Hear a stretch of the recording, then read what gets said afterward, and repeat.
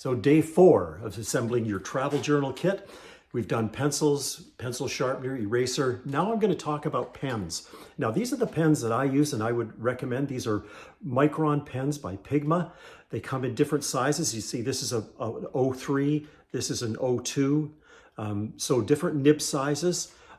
And now I spent my career in the museum field, and there's a reason I take these kinds of pens, because they're permanent, they're black India ink, and they're acid free. So, 100 years from now, they're going to still show that beautiful writing, those wonderful observations that you've made in your travel journal, whether you're doing long narrative entrances or just point form. It doesn't really matter, as long as you get something down about how you feel, about what you saw and what you did and all of those things. So take a couple of Micron pens. Again, they're not very expensive. Pick them up at your local art supply shop and you will never regret having. I usually take 3 or 4 of these along with me on any given trip. So again, cost effective, away you go. Show me how you add them to your kit, just like I'm doing here, into your Ziploc bag.